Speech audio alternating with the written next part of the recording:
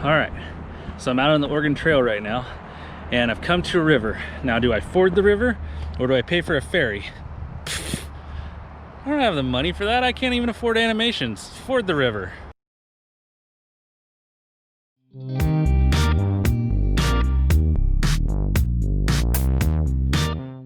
All right, so we start off our day in Central Oregon, saying hi to all the local wildlife.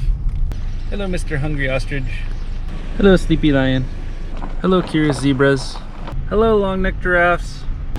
Hello, overly friendly deer. How are you? What big horns you have. Hello, friendly buffalo. I gotta go, so bye, son.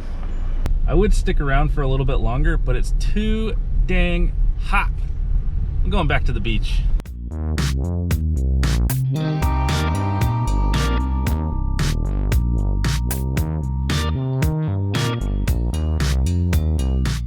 Guys, I gotta tell you, the Oregon coastline is dotted with these amazing rivers that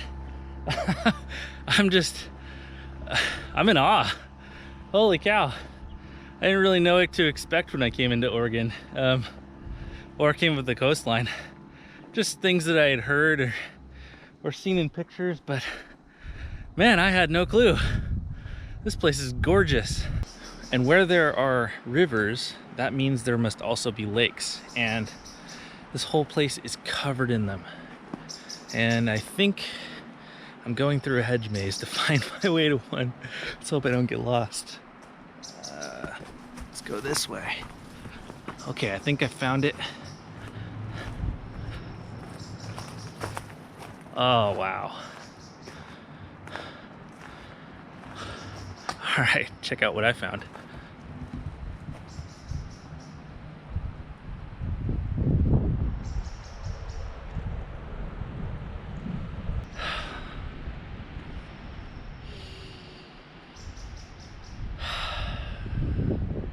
Gorgeous. All right, so I think I just stumbled onto Bilbo Baggins' house when he had all those dwarves in there, because what kind of long table is that? Why, yes, that was a Hobbit reference. Nerds.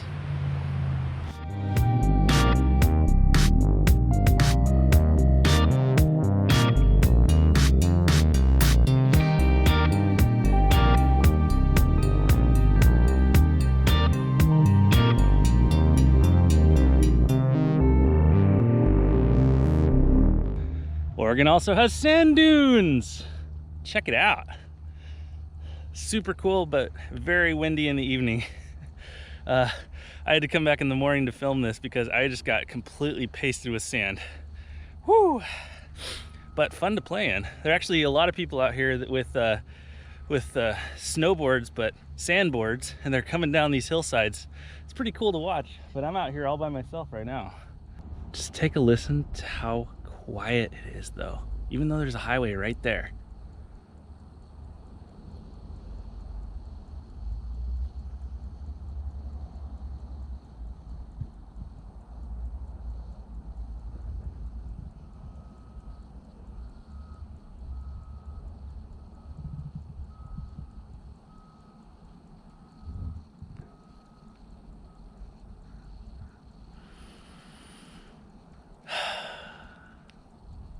Love it. There's something amazing about sand dunes, and they're always moving and changing shape in the wind, and I love it. It is just magical. Well, actually scientific. You know me.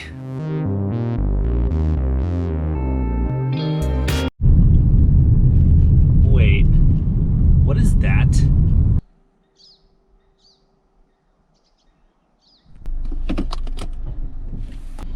Nope.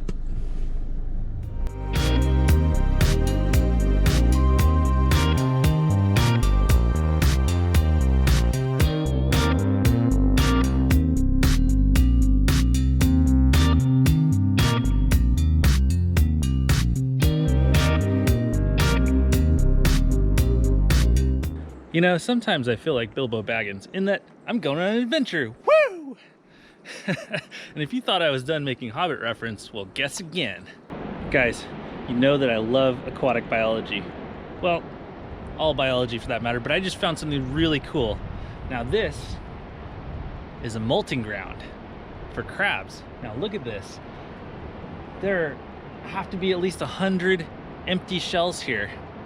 The crabs come up and they molt their shells maybe once every 1 or 2 years so that they can grow into a bigger carapace.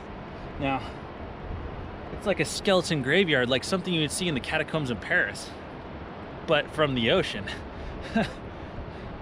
Oh my God, my heart's beating. This is amazing. Wow. Man. They are just everywhere. That is super cool. All right, it looks like this one actually died from smoking. Shame on you. Boop.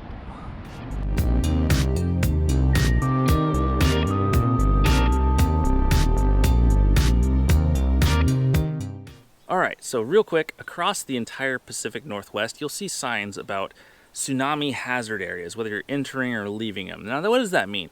And that's because, real quick, we have the San Andreas Fault, and that goes up California and then out off the coast. Now, do you have to worry about that? Yes and no, because the San Andreas Fault is what's called a transform boundary, and I'll explain what that is.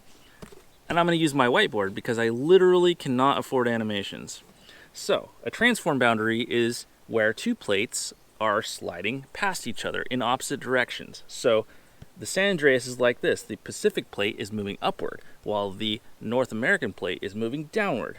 Now, this would be a divergent plate, where in the Atlantic Drift, you can actually swim between the tectonic plates in Silfra, which is a lake in Iceland. And that's drifting apart. Now, this is the dangerous type. It is a subduction plate. Now, this is what produces the biggest types of earthquakes and tsunamis. Now, this type of earthquake is actually what we had in the 2004 earthquake and tsunami in Sumatra in the Indian Ocean. And it is also the type of earthquake that had off the coast of Japan, which affected Sendai with their tsunami. Now, why that is so dangerous is because this plate is moving down and getting hot, while this plate is moving over the top and getting cool and brittle. And as it moves over, it actually gets caught on it and will get flipped up as it releases that potential energy. And that is so dangerous because it pushes that water. And when it does that, it can create such a displacement of water that we saw in the Indian Ocean tsunami. It created a wave of approximately 65 to 100 feet in height. And it was moving at over 600 miles per hour. Now, that type of tsunami has never been seen before or recorded, and because it was so high and so fast, we actually have no footage from Sumatra of it.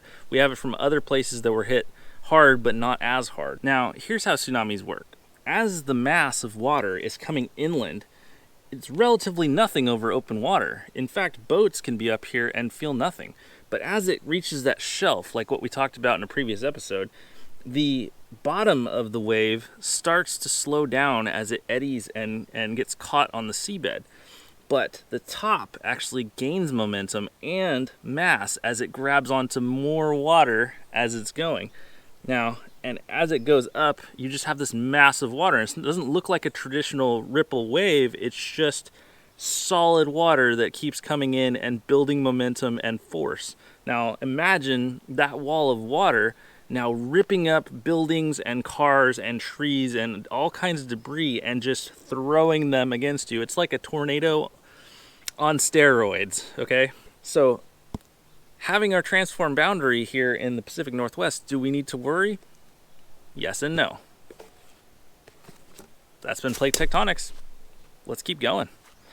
Oh yeah, and if you want to know more about tsunamis and earthquakes and things, Google it. Or Bing it. I mean, if you're into that sort of thing.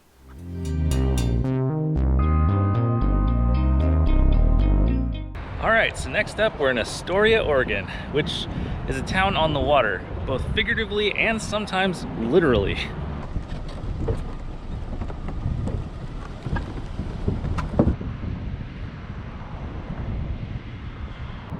Yeah, boy. Astoria is a small city nestled at the mouth of the Columbia River. Now, the Columbia River actually goes for 100 miles all the way into Portland, so it's very important as the ships come through that they're able to get past this port of entry. The Columbia River actually separates the Oregon coastline and the Washington coastline, so I can actually see Washington from here. It's so close, I can almost taste it, and it tastes weird. Astoria is actually only a few miles from where Lewis and Clark and their guide Sacagawea first touched the Pacific Ocean. Now, they actually have a column at the top of this hill that overlooks the city that tells the story of not only the landing but the founding of the city in this giant spiral. So it's really cool to go check out. Fun fact, Astoria is actually where they filmed the Goonies. So real quick, hey you guys! Sorry, I had to do it. I would do the truffle shuffle, but I don't have a big enough belly, I think. I haven't put on enough weight, I've been hiking too much. Speaking of which, my legs have been getting a great workout, but I think I need to work out my upper body. It's getting a little bit there. What I find amazing about the Oregon coastline isn't just the awesome trails and scenery and lakes and rivers and all that stuff that can keep you busy for days. It's also the bridges, and that's science nerd. That is because they have an engineering feat to either raise them or extend them vertically, and that is amazing, and I can't wait to get into it in a future episode. But it turns out we're out of time for today, guys. So remember, like others, share an awesome adventure, and subscribe to A Better Way of Life. Now, I'll see you guys on the next one.